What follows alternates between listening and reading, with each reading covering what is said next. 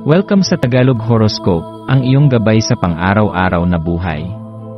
Hatid namin ang pinakadetalyadong horoscope na magsisilbing gabay mo sa pera, trabaho, pag-ibig, kalusugan, at swerte. Naway magtagumpay sa buhay ang lahat ng ating tagapakinig at subscribers sa buong mundo.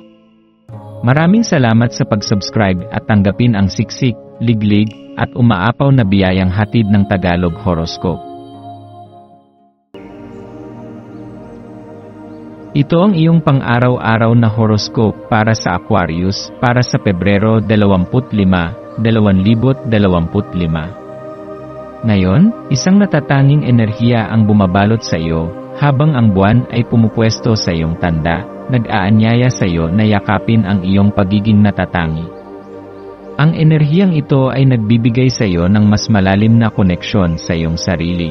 Hinihikayat kang suriin ang iyong pagkatao at muling balikan ang mga bagay na tunay na mahalaga sa iyo. Sa araw na ito, maaaring maramdaman mo ang isang kakaibang sigla, isang pakiramdam na parang may malalim kang misyon na kailangang tuparin. Mahahanap mo ang sarili mong iniisip kung paano mo gustong magkaroon ng mas malaking epekto sa mundo. Habang sinusundan mo ang agos ng iyong buhay, ito ay isang magandang pagkakataon upang huminto sandali at pag-isipan ang iyong mga pangarap at adhikain. Ano ang mga bagay na talagang nagbibigay sa iyo ng inspirasyon? Ano ang nais mong gawin upang makagawa ng pagbabago sa iyong paligid? Ang kosmikong enerhiya ngayon ay sumusuporta sa iyong paghahanap ng tunay na sarili. Hinihimok kang ipahayag kung sino ka nang walang pag-aalinlangan. Ito ang oras upang maging matapang sa pagpapahayag ng iyong tunay na pagkatao, anuman ang sabihin ng iba.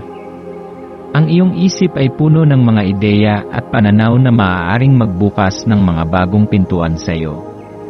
Marahil ay mapapansin mong ang iyong isipan ay mas gumagana ngayon kaysa dati, mas mabilis ang iyong pagproseso ng impormasyon, mas madali mong nauunawaan ang mga bagay, at mas nakakahanap ka ng mga malikhaing solusyon sa mga hamon na kinakaharap mo. Huwag kang matakot na ipahayag ang iyong mga iniisip at ipakita sa mundo ang iyong kakaibang pananaw. Tandaan na ang bawat ideyang pumapasok sa iyong isipan ay may halaga. Kung minsan, ang maliliit na konsepto na iyong nabubuo ngayon ay maaaring maging pundasyon ng isang malaking proyekto sa hinaharap. Sa iyong puso, alam mo na ikaw ay may layunin, at ngayon ay isang pagkakataon upang tuklasin kung paano mo magagamit ang iyong mga talento upang mapabuti hindi lamang ang iyong sariling buhay kundi pati na rin ang buhay ng iba. Ang iyong pagiging makabago at progresibo ay isang regalo na maaaring magdulot ng positibong pagbabago sa iyong komunidad. Huwag mong hayaan ang takot o pagdududa na pigilan kang sundin ang iyong intuwisyon. May malakas kang pangunawa sa mga bagay, at ngayon ang tamang panahon upang gamitin ito sa iyong benepisyo. Sa araw na ito, damhin ang matinding damdamin at lakas na dumadaloy sa iyong isipan at pagkatao. Marahil ay mararamdaman mong mas emosyonal ka kaysa karaniwan, ngunit hindi ito isang bagay na dapat ikatakot. Sa halip, gamitin ang mga damdaming ito bilang gabay upang mas maunawaan ang iyong sarili. Ito ay isang panahon upang hayaan ang iyong mga damdamin na gumabay sa iyo sa mas malalim na antas. Dalhin ka sa mga karanasang maaaring magpalawak ng iyong pag-unawa sa iyong sarili at sa mundo sa iyong paligid. Isipin kung paano mo magagamit ang mga emosyon at ideyang ito upang itulak ang iyong sarili lampas sa iyong nakasanayang limitasyon. Kung may mga takot o alinlangan kang kinakaharap, ngayon ay ang tamang panahon upang subukan mong harapin ang mga ito ng may tapang.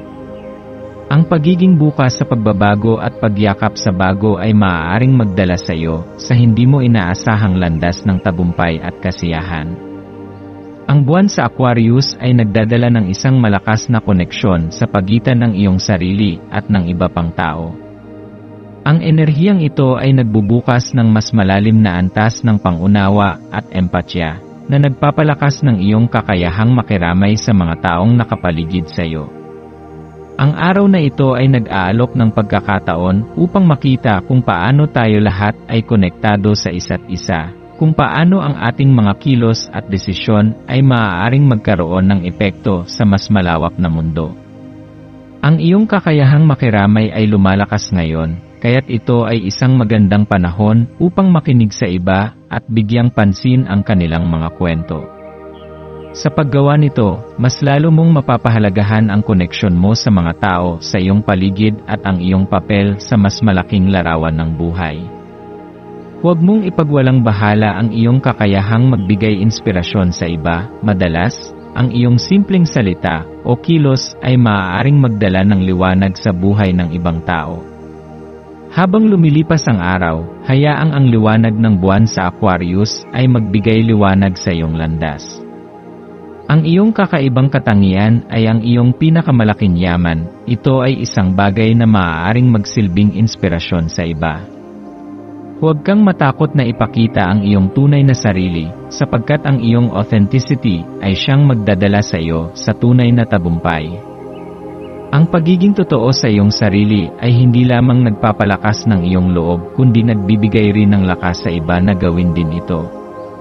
Tandaan, ang bawat hakbang na ginagawa mo patungo sa pagiging tunay na ikaw ay may kakayahang magdulot ng positibong pagbabago, hindi lamang sa iyong sarili, kundi pati na rin sa mundo sa iyong paligid. Sa aspeto ng iyong karera o trabaho, ngayon ay isang magandang araw upang pag-isipan ang mga bagong paraan kung paano mo maipapakita ang iyong natatanging kakayahan. Maaaring may mga ideyang biglang lumitaw sa iyong isipan, mga malikhaing paraan upang mapabuti ang iyong trabaho, mga proyekto na maaaring makatulong sa iba, o mga inobasyon na maaaring magdulot ng positibong pagbabago sa iyong larangan. Huwag mong hayaang mawala ang mga ideyang ito, isulat ang mga ito at pag-isipan kung paano mo sila maisasakatuparan sa hinaharap. Kung may matagal ka ng pangarap na nais abutin, ngayon ang tamang panahon upang simulan ang mga unang hakbang patungo rito. Sa usaping emosyonal, ito ay isang panahon upang maging bukas sa iyong damdamin at yakapin ang koneksyon mo sa mga mahal mo sa buhay. Ang komunikasyon ay magiging mahalaga ngayon, ang pakikipag-usap mula sa puso at pagpapakita ng iyong tunay na sarili ay maaaring magpalakas ng iyong relasyon sa iba. Kung may mga bagay kang gustong ipahayag sa iyong pamilya, kaibigan, o minamahal, ngayon ay isang magandang araw upang gawin ito. Ang isang simpleng pag-uusap ay maaaring magkaroon ng malalim na epekto at maaaring magbigay ng linaw sa mga bagay na matagal mo nang iniisip. Sa usapin ng kalusugan, ngayon ay isang araw upang pagtuunan ng pansin ang iyong pangkalahatang kagalingan. Minsan, dahil sa dami ng ating ginagawa, nakakalimutan natin ang pangangalaga sa ating sarili. Ang simpleng paglalaan ng oras para sa pagninilay, pag-ehersisyo, o kahit simpleng paglalakad sa labas ay maaaring makatulong upang mapanatili ang balanse ng iyong isip at katawan. Tandaan, ang kalusugan ay isang mahalagang bahagi ng tagumpay. Kung nais mong makamit ang iyong mga layunin, kailangang nasa maayos na kalagayan ang iyong katawan at isipan. Ang maswerteng kulay mo ngayong araw ay bughaw at pilak. Ang bughaw ay sumisimbolo sa kapayapaan, kaliwanagan, at kalayaan, habang ang pilak ay kumakatawan sa intuisyon, proteksyon, at espiritual na paglago.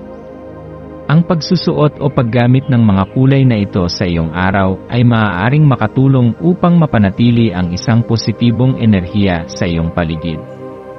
Ang maswerteng numero mo ngayong araw ay 7, 11, at 35. Ang 7 ay sumisimbolo sa espiritual na kaalaman at panloob na karunungan. Ang 11 ay isang makapangyarihang numero ng inspirasyon at malikhaing enerhiya. Habang ang 35 ay isang paalala na ang pagbabago ay maaaring magdala ng tagumpay. Ang maswerteng gawain mo ngayong araw ay ang paggawa ng isang bagay na nagpapahayag ng iyong tunay na sarili. Maaari itong isang malikhaing proyekto, isang gawain na nagpapasaya sa iyo, o isang hakbang patungo sa iyong mas malaking layunin. Sa pagtatapos ng araw, bigyan mo ang iyong sarili ng oras upang pagnilayan ang mga natutunan mo. Ano ang nagbigay sa iyo ng inspirasyon? Ano ang nagpasaya sa iyo? Anong mga bagong ideya ang dumating sa iyong isipan? Ang bawat araw ay isang pagkakataon upang lumago, matuto, at mas maging malapit sa kung sino ka talaga. Sa pagharap mo sa mga darating na araw, tandaan na ikaw ay isang Aquarius, malaya, mapanlikha, at puno ng potensyal. Huwag mong hayaan ang takot o pag-aalinlangan na pigilan ka sa pagpapahayag ng iyong tunay na sarili. Ang mundo ay nangangailangan ng iyong natatanging liwanag, kaya ipakita mo ito ng buong tapang at walang pag-aalinlangan.